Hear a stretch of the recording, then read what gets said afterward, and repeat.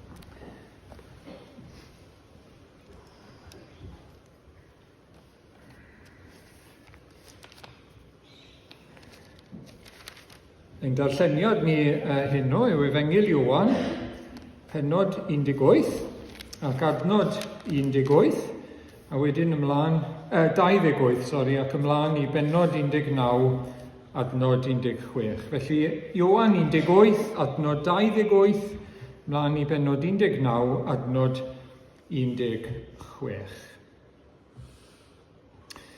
Eithant a Iesu oddi wrth Caiaffas i'r praetoriwm, yr oedd yn fore. Nid aeth yr Iddewon ei hunain i mewn i'r praetoriwm rhag iddynt gael ei halogi, mwyn gallu bwyta gwledd y Pasg. Am hynny daeth Peilat allan atynt hwy ac meddai, beth yw'r cyhuddiad yr ydych yn ei ddwyn yn erbyn y dyn hwn. Atebasant ef, oni bai fod hwn yn droseddwr, ni buasem wedi ei drosglwyddo i ti. Yna dywedodd Peilat wrthynt, cymerwch wi ef a barnwch ef yn ôl eich cyfraith eich hunain. Meddai'r Iddewon wrtho, nid yw'n gyfreithlon i ni roi neb i farwolaeth. Felly cyflawnwyd y gair yr oedd Iesu wedi ei lefaru i ddangos beth fyddai dull y farwolaeth oedd yn ei aros. Yna aeth Peilat i mewn i'r Praetoriwm eto, galwodd Iesu ac meddai wrtho, ai ti yw brenin yr Iddewon? Atebodd Iesu, ai ohono dy hun yr wyt ti'n dweud hyn, ai yntau eraill y ddywedodd hyn wrthyt amdana fi. Atebodd Peilat, ai iddew wy fi? Dy genedl dy hun, ai phrif o ffeiriaid sydd wedi dy drosglwyddo di i mi. Beth wnaethos di? Atebodd Iesu, nid yw fy nheyrnas i o'r byd hwn. Pe bai fy nheyrnas i o'r byd hwn, byddai fy ngwasanaethwyr i yn ymladd, rhag i mi gael fy trosglwyddo i'r Iddewon. Ond y gwir yw, nid dyma darfle fy nheyrnas i. Yna meddai Peilat wrtho, yr wyt ti yn frenin ynte? Ti sy'n dweud fy mod yn frenin, atebodd Iesu. Mwyn hyn yr wyf fi wedi cael fy ngeni, ac mwyn hyn y deithim i'r byd, i dystiolaethu i'r gwirionedd. A mae pawb sy'n perthyn i'r gwirionedd yn gwrando ar fy llais i. Meddai Peilat wrtho, beth yw gwirionedd? Wedi iddo ddweud hyn, daeth allan eto at yr Iddewon ac meddai wrthynt, nid wyf fi'n cael unrhyw achos yn ei erbyn. Ond y mae'n arfer gennych i mi ryddhau un carcharor i chwi ar y Pasg, a dych yn dymuno felly i mi ryddhau i chwi frenin yr Iddewon. Yna gweddasant yn ôl, na nid hwnnw, ond Barabas. Terfysgwr oedd Barabas. Yna cymerodd Peilat Iesu a'i fflangelli, a phlethodd y milwyr goron o ddraen a'i gosod ar ei benef, a rhoi mantell borffor amdano. Ac yr oeddet yn dod ato ac yn dweud, henffych well frenin yr Iddewon, ac yn ei gernodio.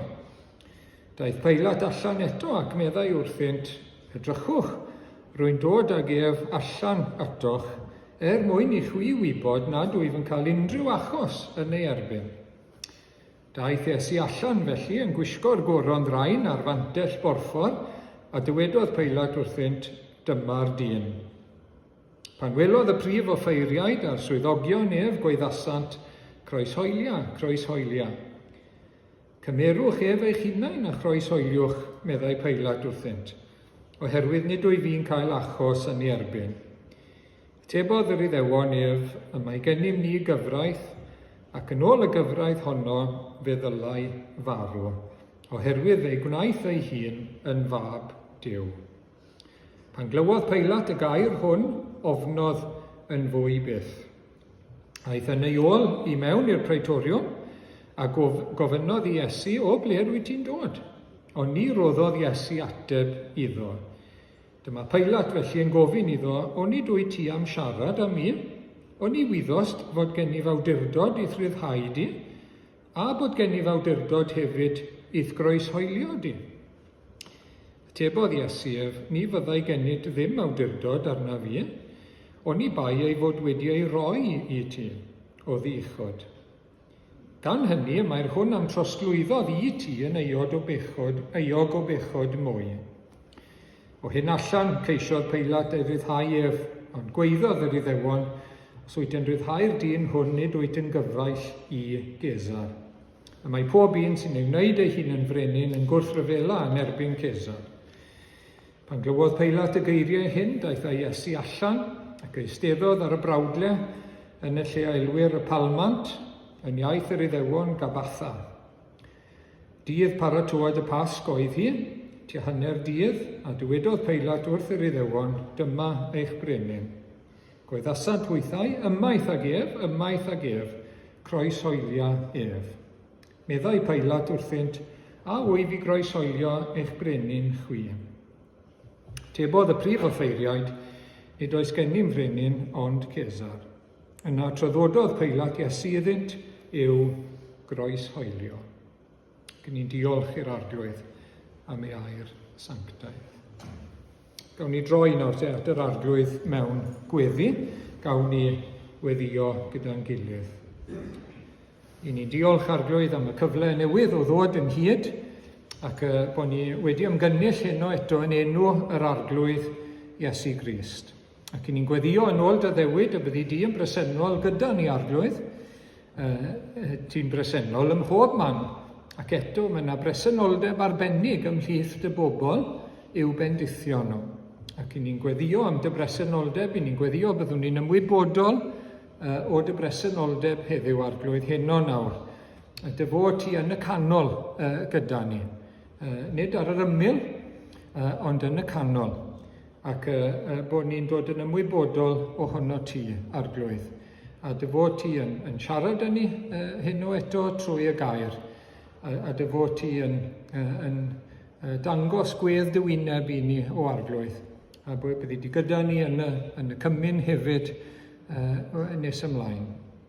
O Arglwydd i ni'n dy ganmol ac yn dy addoli di eto heno fel ein Duw mawr bendigedig, holl alluog, holl bresennol, holl wybodol, holl gyfoethog, trigarog a graslon. Ac o Arglwydd i ni yn diolch mai ti yw ein Duw ni ac mai ti yw ein tag ni trwy Iesu Grist. Ac o Arglwydd i ni eisiau eto gweddio byddi di'n cael dy ogoneddu o Arglwydd, sancteiddiau'r dy enw, dy berson di o Arglwydd, yn cael dy ogoneddu yma heno ac ym mhob man arall hefyd.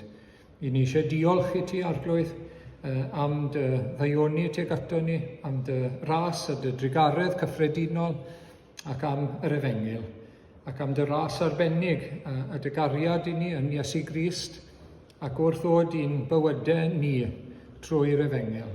Arglwydd i ni eisiau diolch eto i ti heno, ac i ni eisiau diolch am yr Arglwydd Iesu unwaith eto, am ein prynwr caredig, am oen Duw sydd yn tynnu ymaith bechod y byd.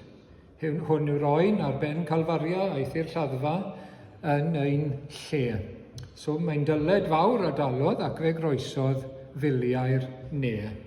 Ac o Arglwydd diolch bod ni'n cael cyfle heno i fyfyrio ar yr Arglwydd Iesu ac i ddod at swper yr Arglwydd, i gofio yr aberth yna ac i uniaethu'n hunan gydag wrth gymryd i ni'n hunain y bara a'r gwyn. Ac ni'n gweddio byddwn ni'n profi dy gymundeb di Arglwydd gyda'n gilydd wrth i ni gymryd yr elfennau hefyd. Ac o Arglwydd i ni yn diolch am yr Arglwydd Iesu bod e wedi cael ei arwain fel oen i'r lladdfa. Ac o Arglwydd bod e wedi caniatáu i hynny ddigwydd iddo fe. Nid yn unig bod e wedi ymostwng i ddod o'r nef i'r ddaear, dyn ni ddim yn gallu deall hynny wrth gwrs o Arglwydd. Beth oedd e'n golygu i adael y gogoniant ac i ddod mewn cnawd fel ein cnawd ni.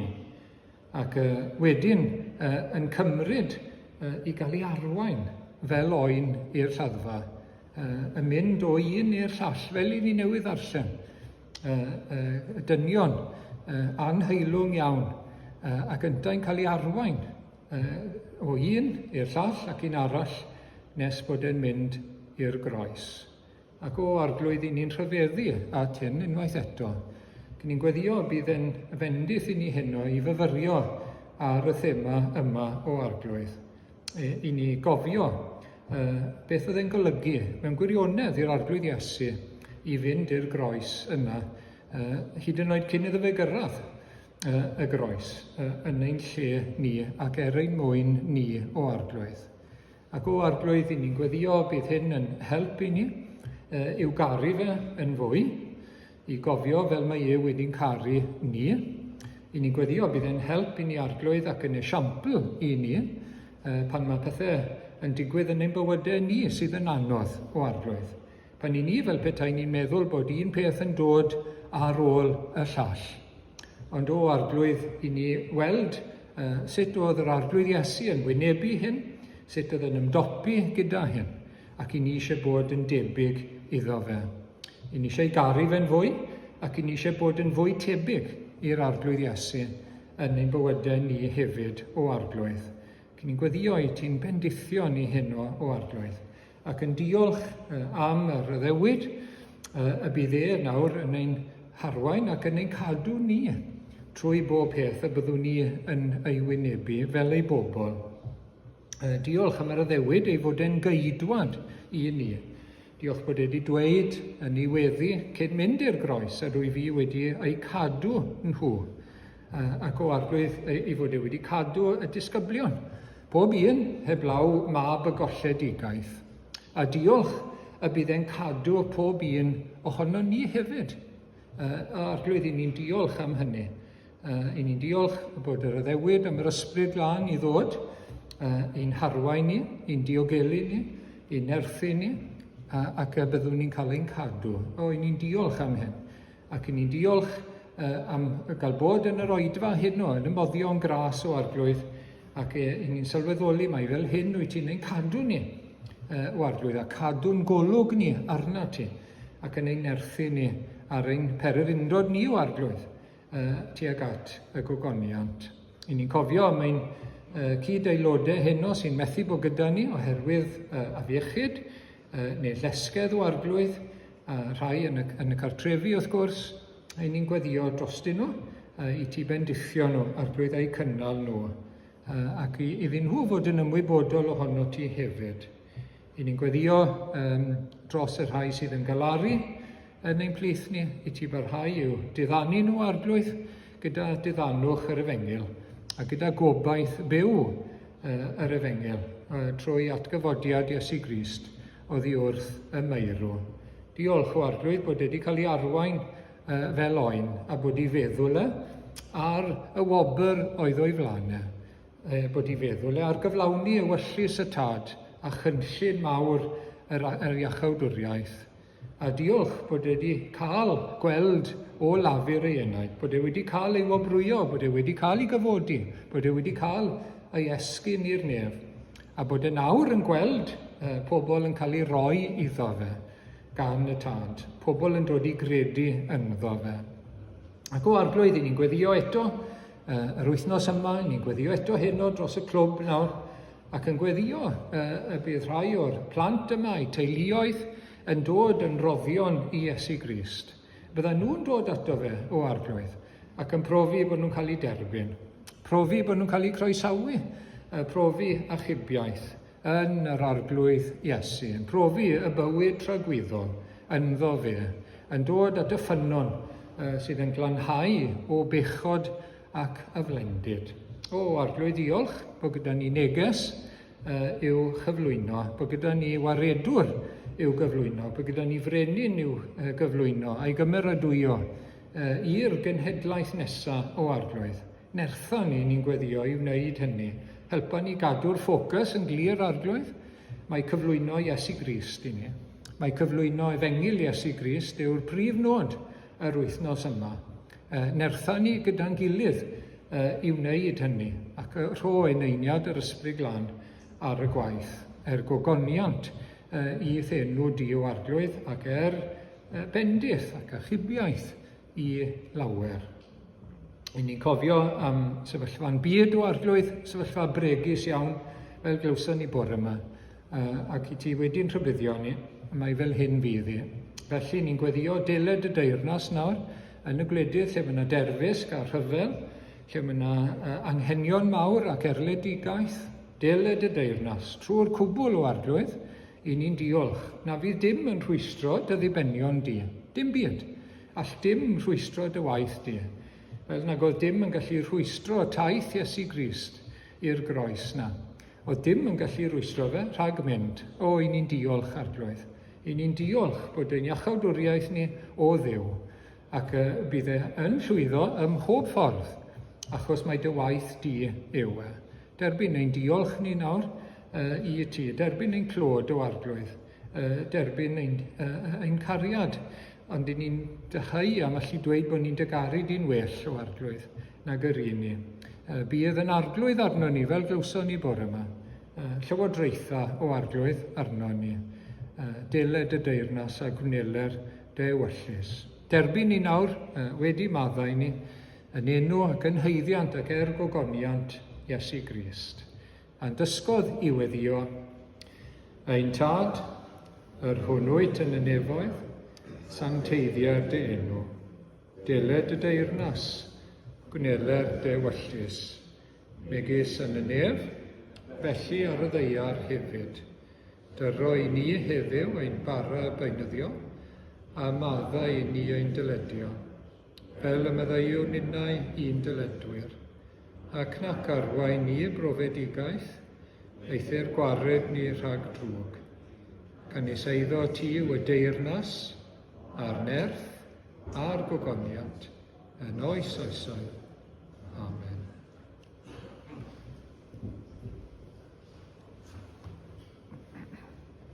Gawn ni droi nawr at yr ail emyn sydd gyda ni heno. Mi dafla maich oddi ar fy ngwar wrth deimlo dwyfo loes, ei ogrwydd fel mynyddoedd byd, trin ganu wrth dy groes.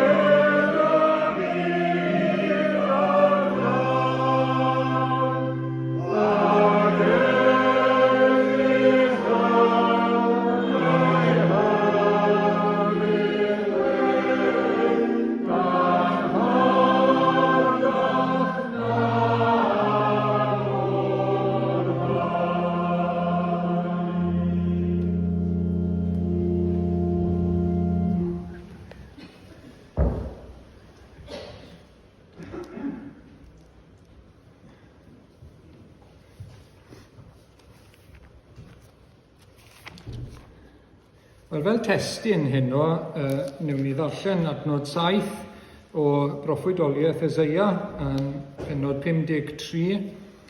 Fe'i gorthrymwyd a'i ddarostwm, ond nid agorau ei enau. Arweiniwyd ef fel oen i'r lladdfa, Ac fel y bydd Dafod yn ddistaw yn llawr cneifiwr, felly nid agorau yntau ei enau.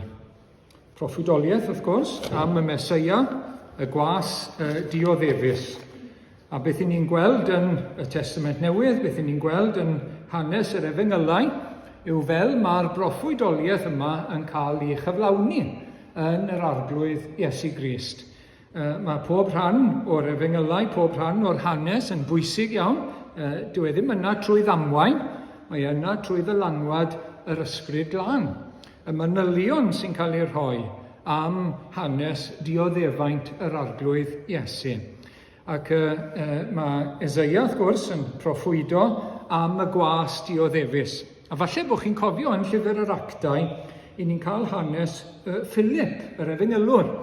Ac mae yn cael ei anfon yn yr ysbryd i'r hewl oedd rhwng Gaza a Jerusalem. Mae'n ffindio ei hunan fyna. Ac mae yna swyddog o Ethiopia yn darllen Eseia 53. Chi'n cofio'r hanes? Falle bod chi wedi bod yn Jerusalem a mae'n darllen gair Duw. A chi ardderchog yn dweud. Mae wedi bod yn yr oel a mae wrthi nawr yn darllen mwy o'r ysgrythur. A dyma'r darn mae'n darllen, wrth gwrs, a dyw e ddim yn deall am bwy mae'r proffwyd yn siarad. Oeddi e'n siarad am ei hunan, oeddi e'n siarad am rywun arall. Pwy yw'r gwas yma? Ac wrth gwrs mae Philip yn cyflwyno iddo yn newyddion da am Iesu. Iesu. Mae'n amlwg o'r Testament Newydd pwy yw y gwas dioddefus, pwy yw'r Meseia, yr arglwydd Iesu Grist. Ac wrth gwrs, oedd Iesu wedi bod yn dweud wrth i ddisgyblion yn arbennig y byddai'n rhaid iddo fe ddioddau. Rhaid. Mae rhaid dyrchafu mab y dyn, fel y sarf yn y diffeithwch. A mae'r gair rhaid na'n dod. Mae'r rhaid. Oedd rhaid iddo fe ddioddau, oedd rhaid iddo fe fynd i Jerusalem a gael ei drosglwyddo. Dyma'r adnod cyntaf sy'n dod lan dyn ni nawr te. Tro cyntaf mae Iesu yn mynegu ymlaen llaw yn ôl Mathew nawr. O'r amser hwnnw dechreuodd Iesu ddangos i'w ddisgyblion fod yn rhaid iddo fynd i Jerusalem a dioddau llawer gan yr henuriaid a'r prif offeiriaid a'r ysgrifenyddion a'i ladd a'r trydydd dydd ei gyfodi. Mae Pedr wedi dweud, ti yw y Crist, mab y Duw byw. Cyffes fawr Pedr, wrth gwrs. A nawr yn syth mae Iesu Grist yn dweud wrtho fe ac wrthyn nhw pa fath o Feseia oedd e. Beth oedd hynny'n golygu, chi'n gweld? Achos doedden nhw ddim yn deall hynny. Ac mae Pedr yn anhapus, chi'n cofio, gyda Iesu yn dweud hyn. Paid â siarad fel yna, amdana ti dy hunan. Meddai Pedr, paid â siarad fel yna. A Iesu'n ateb, a ni gyd gyrryddu fe. Cer bant, Satan. Cer bant, Satan. Satan. Geiriau Satan oedd rheina i ddweud wrtho fe beidio a siarad am y groes. A'r rhaidrwydd yma i fynd i'r groes i farw fel oen i'r lladdfa.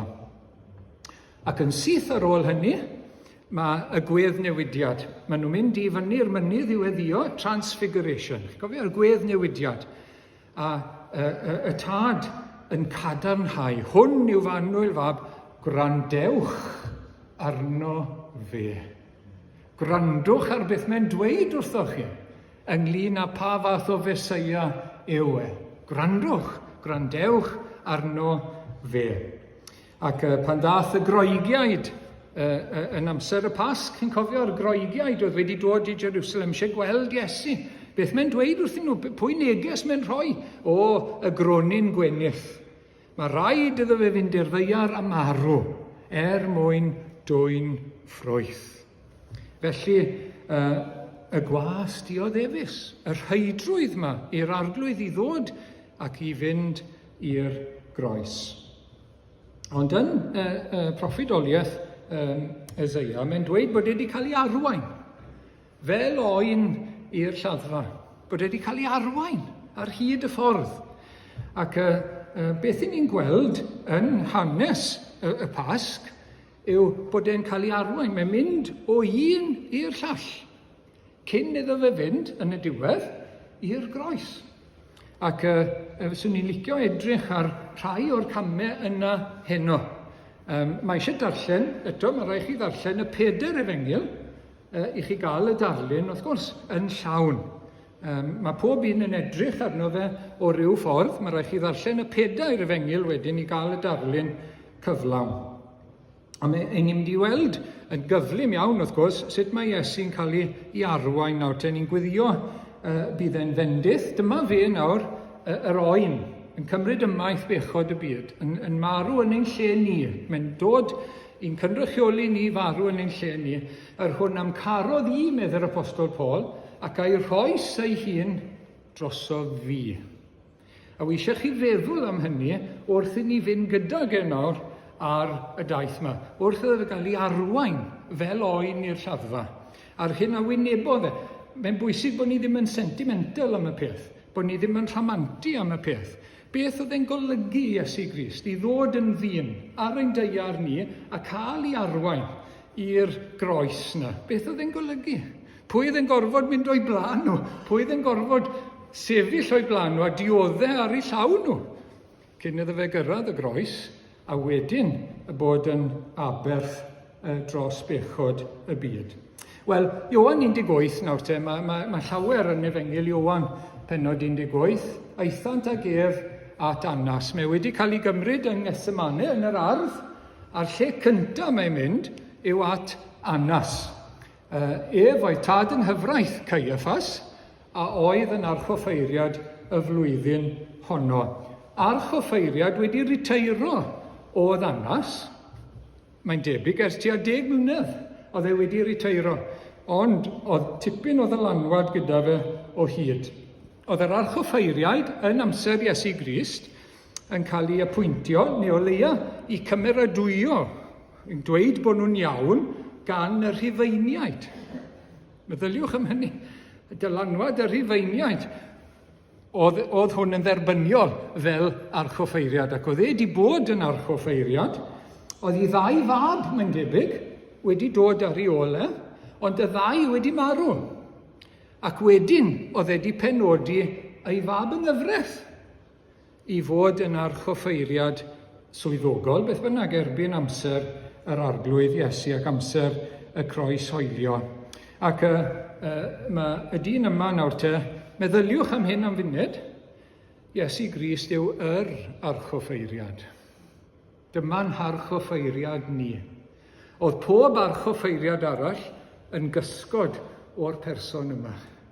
Oedd yn mynd i offrymu ei hunan. Oedd yn mynd i fynd i'r nef i eiriol dros ei bobl. Dyma fe, oedd y dyn yma i fod yn pwyntio at Iesu Grist ac yn cyfeirio at y Meseia oedd i fod yn archoffeiriad, wrth gwrs. Ond holi Iesu, croes holi Iesu mae e, gofyn cwestiynau iddo fe am ei ddisgyblion ac am ei ddisgeidiaeth. Pam?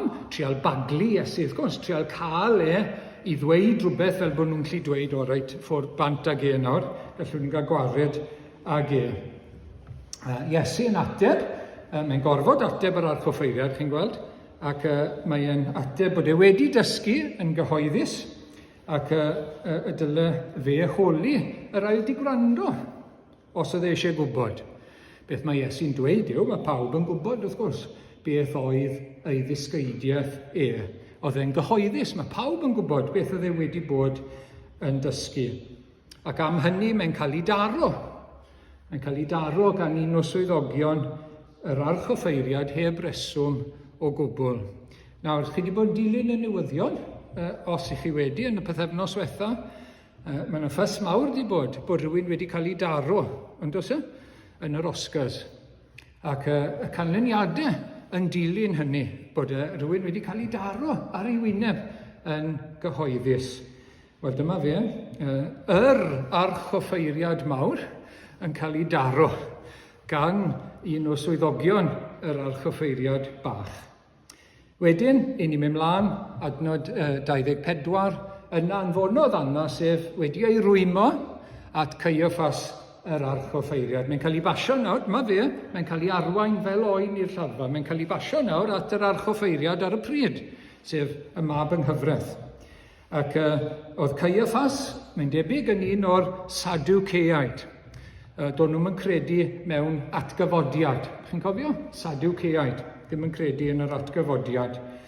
Mewn trafodaeth cyn hyn, yn y Sanhedrin, yn y Council, yr Iddewon, ond nhw'n trafod bod Iesu yn gwneud arwyddion, pawb yn mynd ar ei ôl beth oedd yn mynd i ddigwydd i Israel? Beth oedd yn mynd i ddigwydd i ddylanwad Israel? Oedd y Rhufeiniaid yn mynd i cymryd ni drosodd a pobl yn mynd ar ôl Iesu, beth sy'n mynd i ddigwydd i ni? Os mae e'n mynd yn gryfach ac yn gryfach. A falle bod chi'n cofio bod Caiaffas wedi dweud, chi ddim yn deall pethau. Bydd hi'n addas iawn, bydd hi'n fuddiol iawn. Peth da fydd i un i farw dros y bobl. Chi'n cofio? A fe wedodd i un i farw dros y bobl yn hytrach na dileu y genedl. Ac wrth gwrs, beth ni'n gweld yw bod e'n proffwydo, medde Ioan wrthon ni. Bod e'n proffwydo. Fe oedd yr archoffeiriad, a mae'r ysbryd wedi cymryd drosodd. Mae hwnna'n rhyfedd yn dywe. A bod e wedi proffwydo nawr beth oedd Iesu mynd i wneud. Oedd e'n mynd i farw yn lle i bobl. Ie, o blith yr Iddewon, ac o blith y cenhedloedd, a dod â nhw gyd at ei gilydd yn un teulu. Ioan pennod 11 sy'n dweud na wrthon ni. Felly, fe oedd wedi dweud, byddai'n beth da iddo fe farw dros y bobl. Ac wrth gwrs, yn fwy nag oedd e'n sylweddoli, oedd e'n dangos beth oedd natur, marwolaeth Iesu Grist, beth oedd yn digwydd ar y groes. Bod Iesu, yn marw yn lle ei bobl. Yn lle pobl o'i genedl ei hunan, Iddewon, a chenhedlaeth. Yn ein lle ni, fel dirprwy, fel substitute, yn mynd yn ein lle ni. Oedd e ddim yn sylweddoli beth oedd e'n dweud. Oedd ddim yn sylweddoli hynny.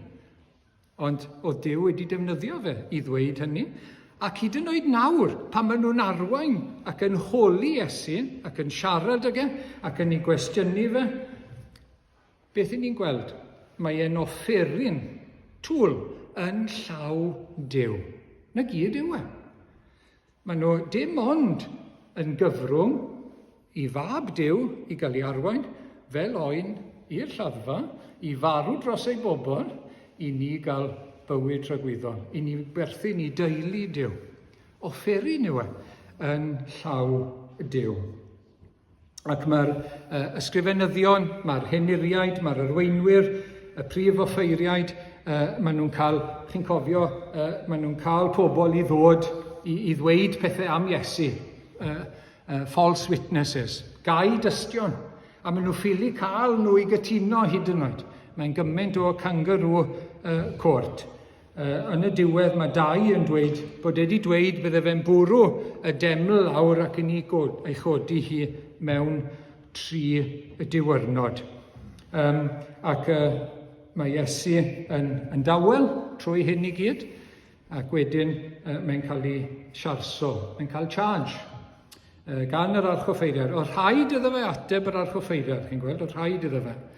Ac mae'n dweud mai fe oedd mab y dyn. A mae'n dweud y bydde fe'n dod y bydde fe'n eistedd gyntaf ar ddeheulawr gallu, a bydde fe'n dod ar gymylau'r nef.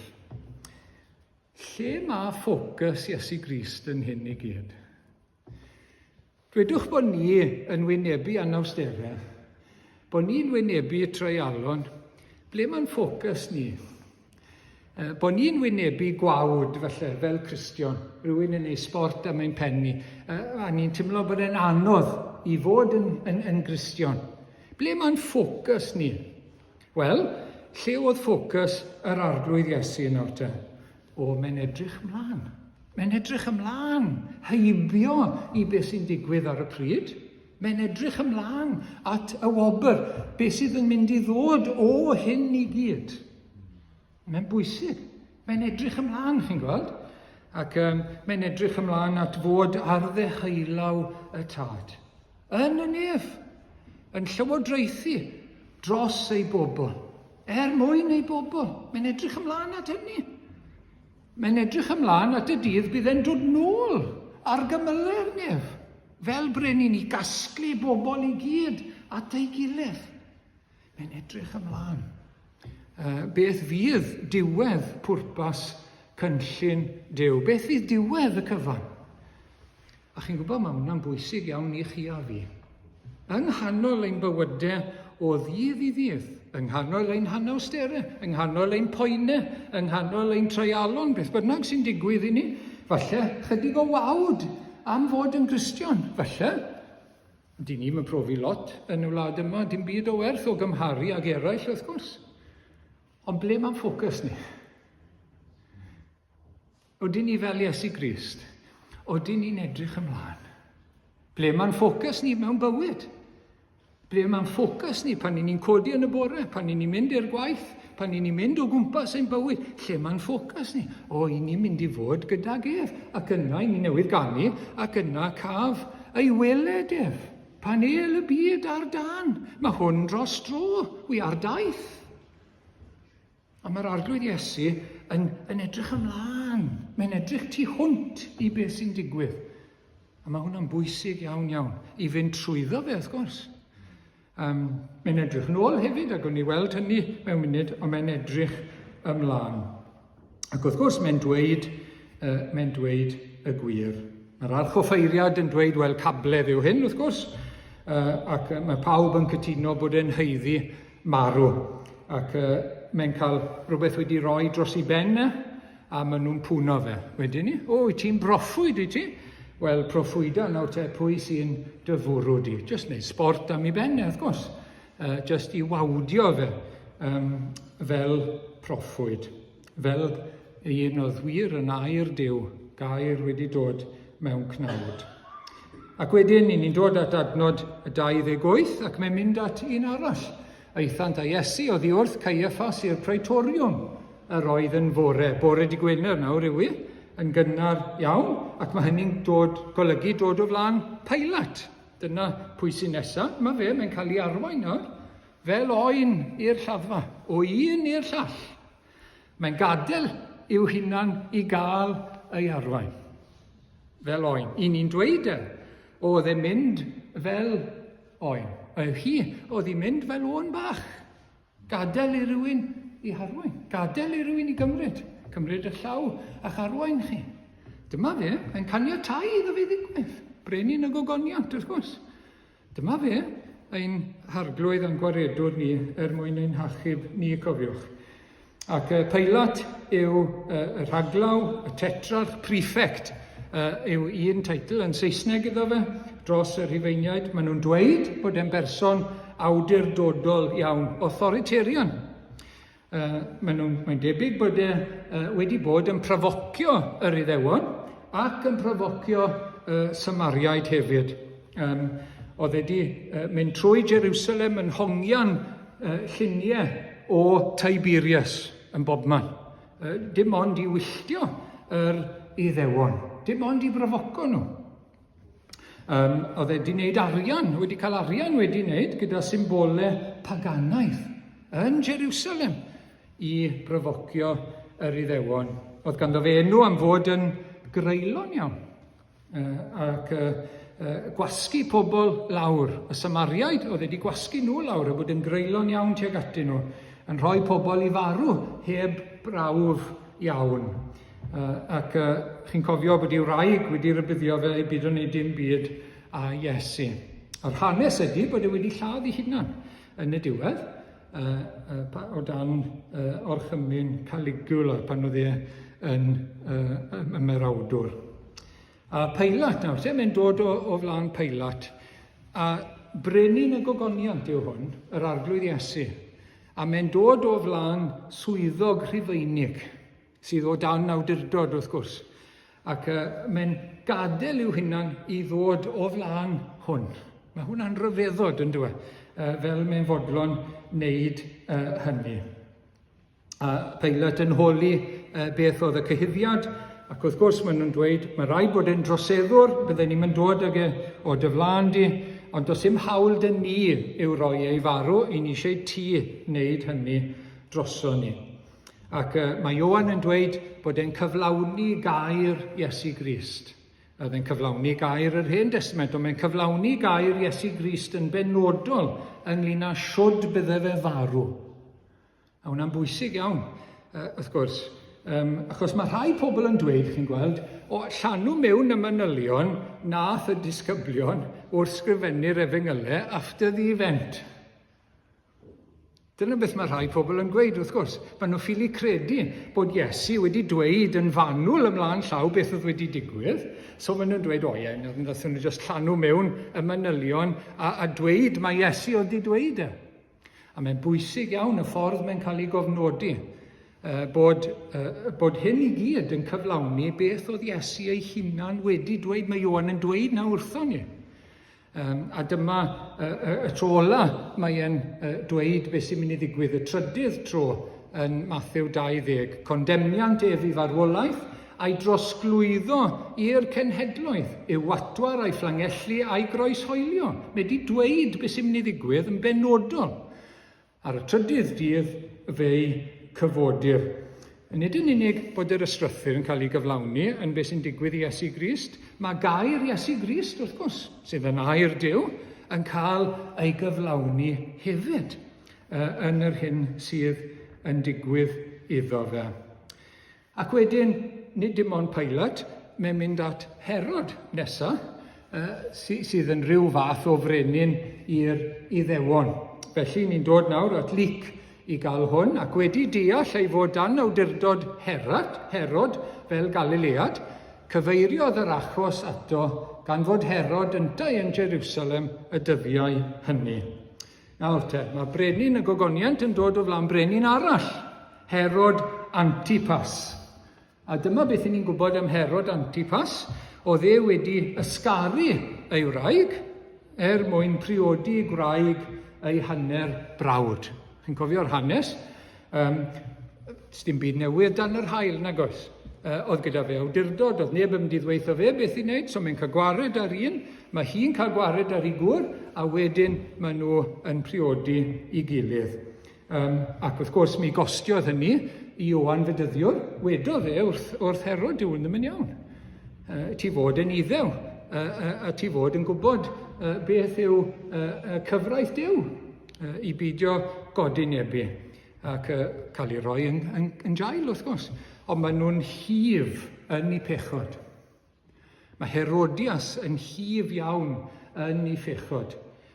Dyw i ddim yn embarrassed, dyw i ddim yn grido, dyw i ddim yn... does dim cwilydd. Dim cwilydd. Dyw Ioan ddim i fod i weid dim byd wrthyn nhw. Pwy yw e i weid wrthyn nhw beth i wneud? Ac ni'n cael y pethau yma heddi yn ein cymdeithas nes, neb i fod i weid wrth neb beth sydd yn iawn neu beth sydd ddim yn iawn. Pidwch a dod a dweud beth yw gair Duw ar hyn neu'r llall. Pwy chi weid wrthon ni beth sydd yn iawn neu beidio. Ond nhw'n hir iawn, yn bold iawn, yn ei pechod, yn arbennig Herodias, wrth gwrs, i'w wraig newydd. Ac mae Herod yn ei holi fe am amser hir, dyw e ddim yn ateb. Dyw e ddim yn ateb. Ac mae'r prif offeiriaid, mae'r ysgrifenyddion yna yn ei cyhuddo fe yn ffyrnig. Ac Herod wedyn a'i filwyr yn wneud sport ar ei bennau. Dyna sy'n digwydd. Yn ei watwar gwisgo fe lan gyda gwisg brenhinol. Rhyw wisg porffor, wrth gwrs. Just i gael sport am ei bennau. Dynwared, falle, Iesu Grist, dynwared, copio fel bydde pobl di dod a di cael ei gwella, di cael ysbryd drwg wedi bwrw. Alle llwch i ddychmygu fe, beth yw i wneud sport am ben person. Na fe, just wneud sport am ei ben e. Ac cyhuddo fe o fod yn ffrod, wrth gwrs. Wedyn ni, i ni mynd nôl at Pilate, mewn i'r praetoriwm, Ac galwodd Iesu ac meddai wrtho, ai ti yw brenin yr Iddewon. Pilat yn ei holi fe. A Iesu eto yn dweud wrtho fe, o dyw fy nheyrnas i ddim o'r byd hwn. Dyma fel mae Iesu yn ateb. Lle mae ffocws yr arglwydd Iesu Grist? O, mae yna deyrnas nefol gyda fi. Dwi yn dod i sefydlu ac i gyflwyno teyrnas Dduw, wrth gwrs. Teyrnas nefoedd. A dyna pam dwi wedi dod i dystio i'r gwirionedd. A mae'n dweud bydde fy ngweision ni yn gallu yn amddiffyn ni, bydde nhw'n codi lan i'n amddiffyn ni. Tasen ni'n meddwl bod rhaid fi gael brenhiniaeth yn y byd yma. Ond dim fan hyn, mae'n brenhiniaeth i. Dwi'n byd i wneud a bod yn frenin yn y byd yma. Mae'n rhywbeth llawer uwch, llawer dyfnach. Ac mae wedi dod i dystio i'r gwirionedd. Bod wedi dod oddi wrth Dduw. Bod Duw wedi anfon i'r byd. Bod Duw wedi ei anfon i fod yn geidwad. Bod Duw wedi anfon i fod yn ddrws i deyrnas nefoedd. Dyma fe, y ceidwad, dyma fe. Ac yr un sy'n galw pobl i ddod ato fe, i gael y bywyd tragwyddo. Y syched yn cael ei dorri, bara'r bywyd, y dŵr bywiol. Dyma fe, mae wedi bod yn tystio i'r gwirionedd.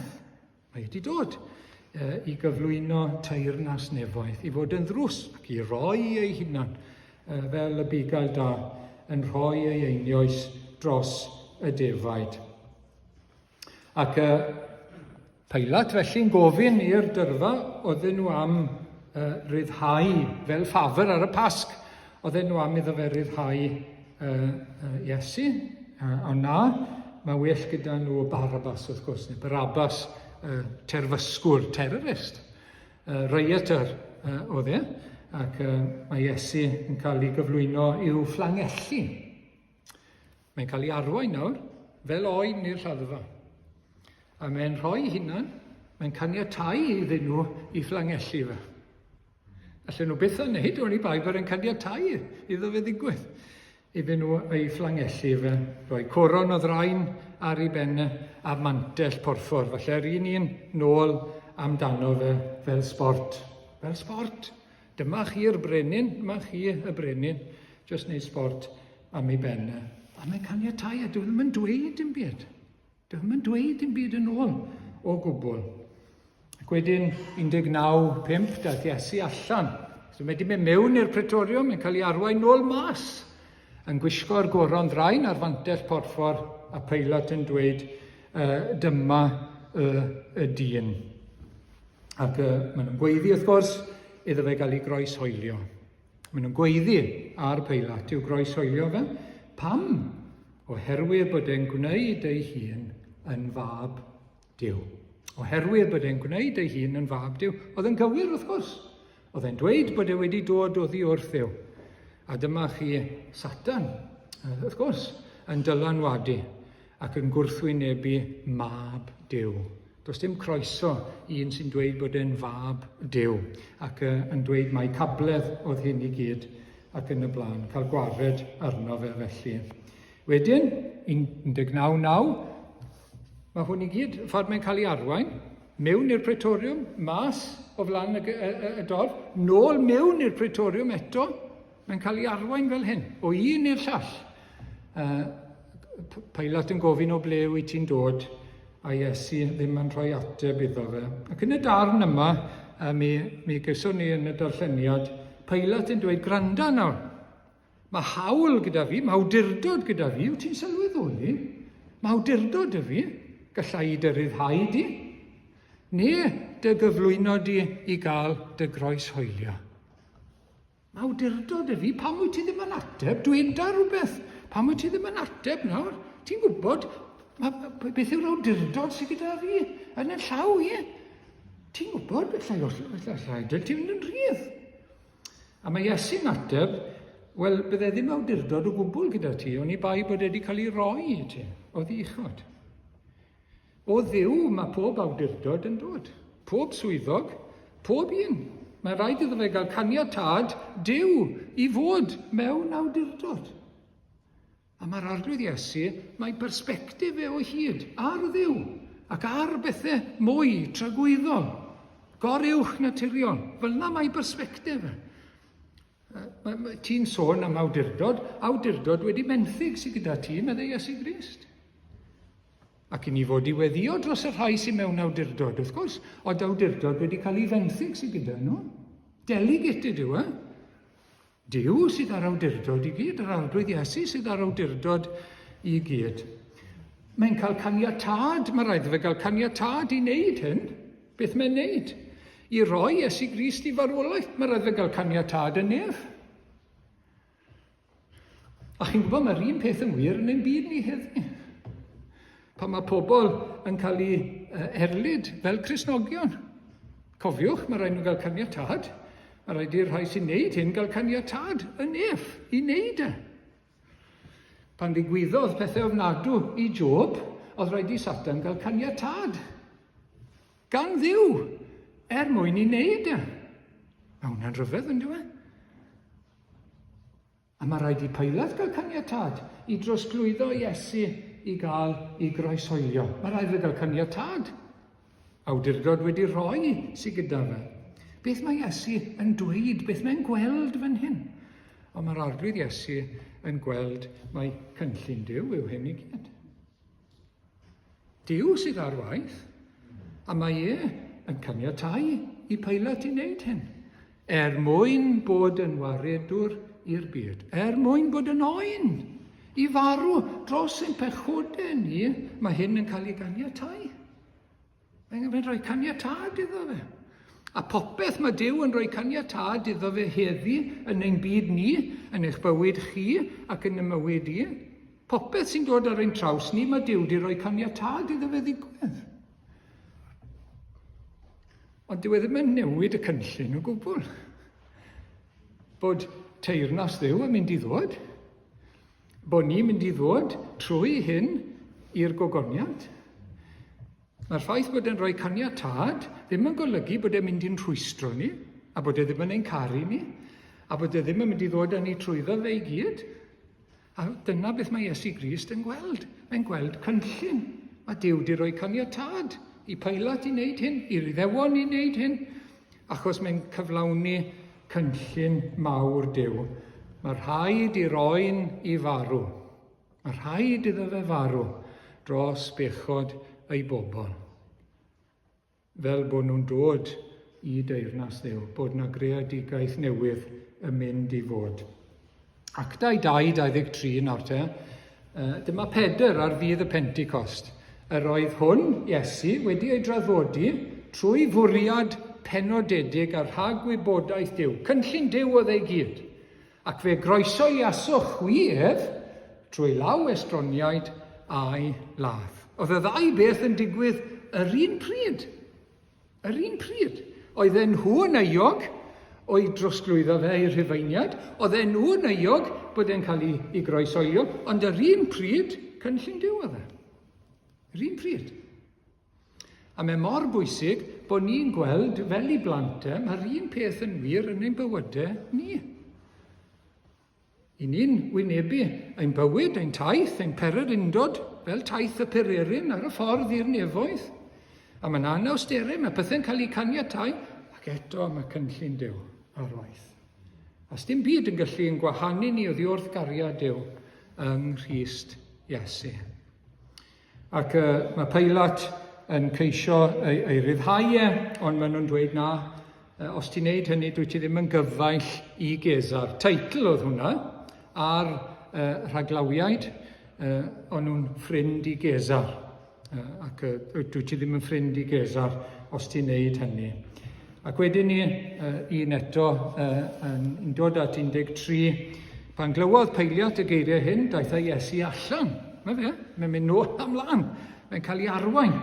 Ac eisteddodd ar y brawdle yn y lle a elwir y palmant, a mae'n dweud yma i'ch brenin. A mae nhw'n dweud bant ag ymaith ag croesoelia fe, does dim brenin i ni, ond Cesar. Mae'n cael ei wrthod wrth gwrs. Ac yn ola, mae'n mynd wedyn ni i'r groes. Ac aeth allan gan gario ei groes ei hun i'r man a elwyr lle penglog, yn iaith yr Iddewon fe gylwyr Golgotha.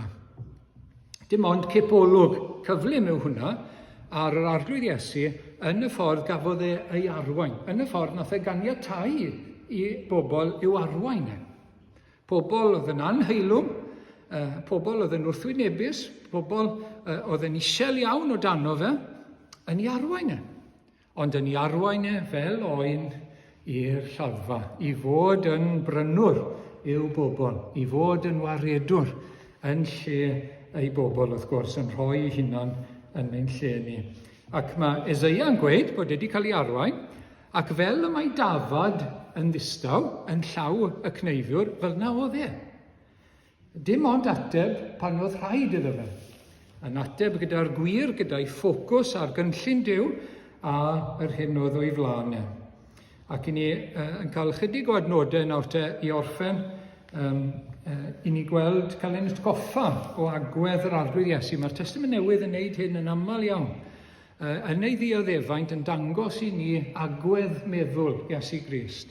A dyma'r agwedd meddwl sydd i fod gyda ni, wrth gwrs.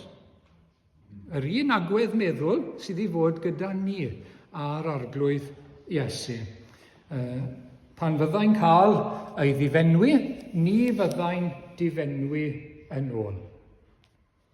Mae'n gamp yn dywe i allu pido ateb yn ôl.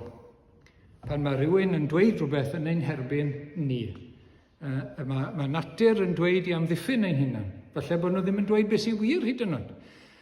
Ond pan fyddai'n cael ei ddifenwi, ni fyddai'n difenwi nôl. Pan fyddai'n dioddau, ni fyddai'n bygwth, ond yn ei gyflwyno ei hun i'r un sy'n barnu yn gyfiawn.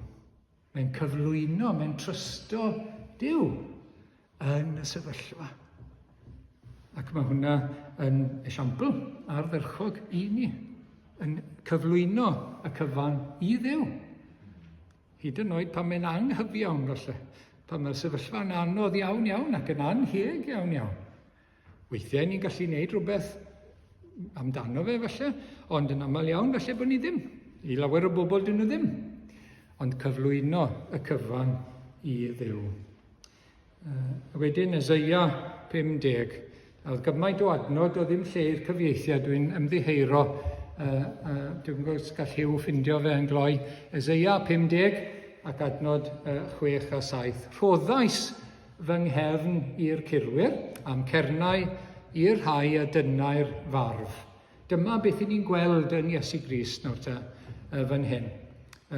O'i fodd, dyma'r math o waredwr sydd gyda ni, mae wedi rhoi ei hunan o'i fodd. Sdim byd yn erbyn ei ewyllus, sdim byd nad oedd e'n fodlon wneud drosom ni. Rhoddais fy nghefn i'r curwyr, am cernau i'r rhai a dynnau'r farf, ni chuddiais fy wyneb rhag gwaradwydd na phoer. Gafodd yr ddau, wneud sbort am ei benne, a phoeri, a dim yn cuddio ei wyneb. Mae'r arglwydd Dduw yn fy nghynnal. Am hynny ni chaf y sarhau, felly gosoda fy wyneb fel callester, a gwn nam cywilyddir. A mae'r Testament Newydd yn gweud bod Iesu wedi gosod ei wyneb fel fflint i fynd i Jerusalem ac i fynd i'r groes. Doedd ddim i droi yn ôl o gwbl. Dyma'r math o waredwr sydd gyda chi a fi. Dyma'n harglwydd ni. Mae wedi rhoi hunan o'i fodd drosto ni. Yn gwbl wirfoddol. Mae yna rhai yn dweud mae ryw orfodaeth o dde, bod Duw y Tad yn wneud a biws i'w fab ac yn y blaen. Oedd e'n dod o'i fodd, can roi hunan o'i fodd drosom ni. Mae hwnna'n rhyfeddol, dych chi. Oedd hyn i gyd, oedd e'n caniatáu i hyn i gyd i ddigwydd. Oedd e'n cael ei arwain, gadael iddyn nhw ei arwain fel hyn. I'r mwyn roi hunan i'n prynu ni o'n pechod, a'n codi ni o bydew pechod a chael bywyd tragwyddol. Nawr te, o'n i ddylen ni wneud popeth iddo fe o'n bodd? O'n i ddylen ni fod yn awyddus ac yn awchus i wneud ewyllus yr arglwydd yn ein bywydau ni? O'n bodd? Os i ni'n anfoddog, os i ni'n anfodlon, i ni di anghofio siwr dath e i'r groes. So dath beth mae'r adnod ma'n dweud. Os y'n ni'n anfodlon, dyn ni ddim yn cofio.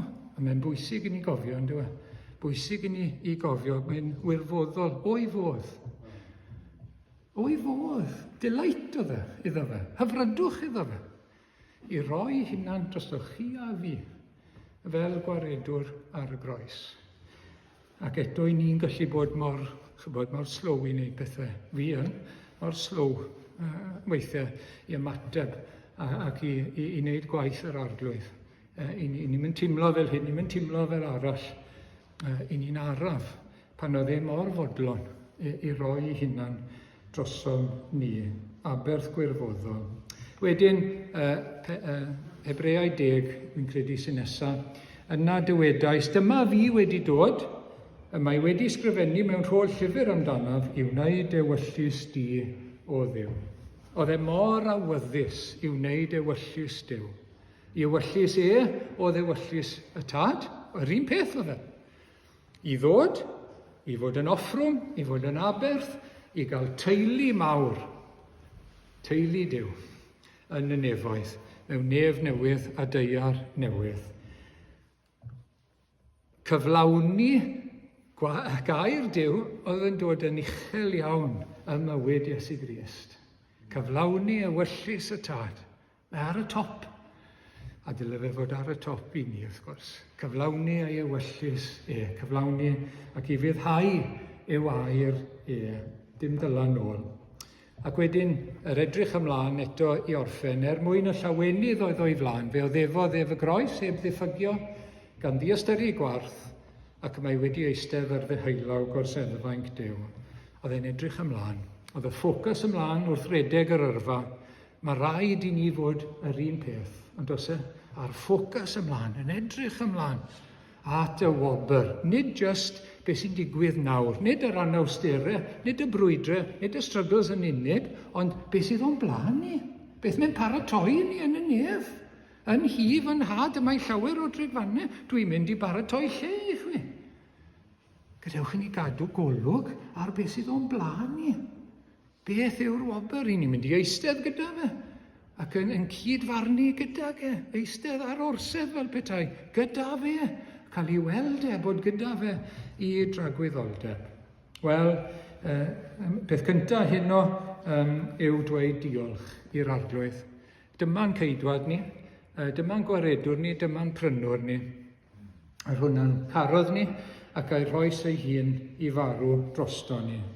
Gadewch i ni addoli yn ostyngedig iawn a diolch iddo fe, i wasanaethu fe mewn diolch. Heb hyn, heb iddo fe gymryd i arwain fel hyn, dim maddeiant i chi a fi, dim cyfiawnhad, dim perthynas a derbyniad gan Dduw, dim heddwch gyda Duw, dim undod gyda Iesu Grist, dim gobaith y gogoniant. Ac oedd e'n dod yn fodlon i roi ei hun, cymryd i gael ei arwain fel oen i'r lladdfa. Ac oherwydd hyn, mae e'n cydymdeimlo â ni nawr, fel archoffeiriad. Beth bynnag i ni'n mynd trwyddo fel i bobl, mae'n cydymdeimlo â ni, wrth gwrs. Mae'n archoffeiriad tosturiol. Oherwydd nid cael ei transporto o Fethlehem, o'r preseb i'r groes nath e. Mi ath e trwy fywyd. Mi ath e trwy y profiadau hyn. Yn fwriad, wrth gwrs, oedd hynny'n bwysig. Mae'n gallu cydymdeimlo gyda ni yn ein gwendidau. Mae gyda ni, mae wrth yn hwchor ni, ac mae wedi ennill buddigoliaeth ar ein cyfer ni. Boed hynny yn erledigaeth, boed hynny'n wawd, neu'n sport, neu'n boen, neu'n ddioddefaint o unrhyw fath, mae'n cydymdeimlo gyda ni. Mae wedi mynd o'n blaen ni. Mae gyda ni trwy'r cyfan a mae'n addwy'n cadw ni trwy'r cyfan i gyd, ac ar ei ben bwr goron. Amen. Awn ni at yr emyn nesaf nawr. Ac yn Iesu Grist mae'n ngobaith llwyr, fe'n unig bledio fi.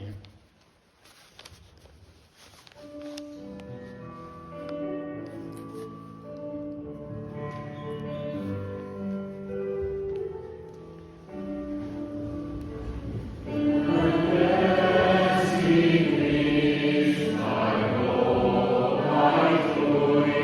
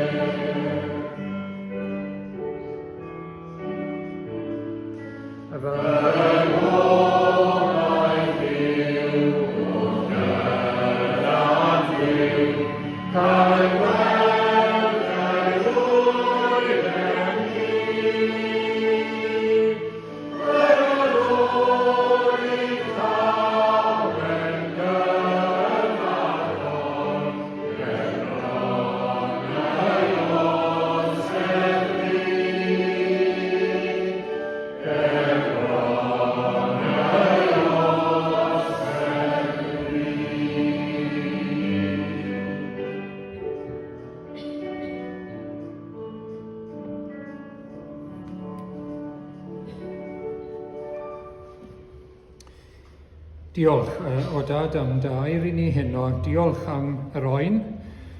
Diolch am y ffordd oedd wedi caniatáu i bobl i'w arwain fel oen i'r lladdfa. Ac o arglwydd i ni'n rhyfeddu at hyn, at y fath ostyngeidrwydd, bod e'n fodlon gwneud hyn ein mwyn ni, i gymryd ein pechod ni a'n bai ni arno fe ei hunan, a bod yn aberth yn ein lle ni. O arglwydd i ni'n diolch i ti. Ac i ni'n diolch y bydd e gyda ni wrth i ni fynd trwy ein bywyd a'n taith ni o arglwydd yn y byd yma. Bydd bod e'n cydymdeimlo ni a bod bydd e'n ein nerthu ni. Ac o arglwydd wrth i ni ddiolch i'r arglwydd Iesu, i ni eisiau bod yn awyddus ac yn fodlon i gyflawni dy wyllus di arglwydd, ac i ni eisiau bod yn debyg iddo fe yn y ffordd i ni'n mynd trwy ein taith ni hefyd. Cynnal ni arglwydd a chadw ni a derbyn ein diolch yn enw Iesu Grist. Amen.